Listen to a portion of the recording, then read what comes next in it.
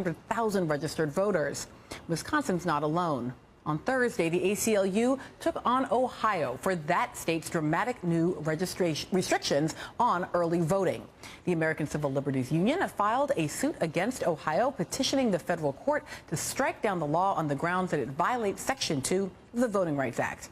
And the law in question removes Ohio's first week of early voting, a period known as the Golden Week, that allows Ohioans to register and vote on the same day. In the 2012 elections, at least 157,000 voters cast ballots during the Golden Week.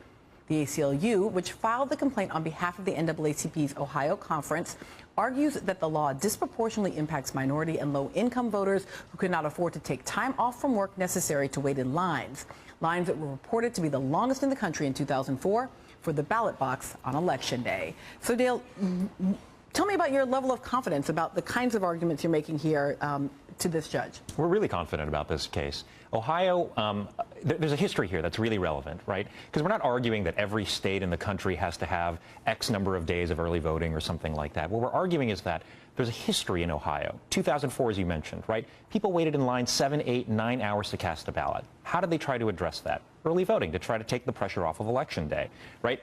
The problem, I think, is it worked too well. It worked, yeah. Right? You didn't have those same kinds of problems with lines in 2006 and 2008. And in 2008, you had record turnout by African Americans and other people of color and young voters in Ohio, and then all of a sudden, repeated efforts to cut back on early voting in the Ohio legislature. A bill in 2010 that failed, a bill in 2011 that they did manage to get through and then repealed because they were worried about whether or not there would be a referendum on it. But then the Secretary of State got rid of the last 3 days of early voting before the 2012 election, blocked by a federal court from doing that. And now they're coming back and trying to get rid of the last 2 days of early voting and the first week of it, right? So there's a history here. I think people understand that this is just repetitive attempts to try to push us back towards 2004, and we're very confident about our argument. All right, so part of what I find so useful about the two of you sitting here is this reminder that Jelani had given us earlier about the nature of the initial movement in the 1960s to move us towards what becomes the Voting Rights Act. So part of it was always these legal battles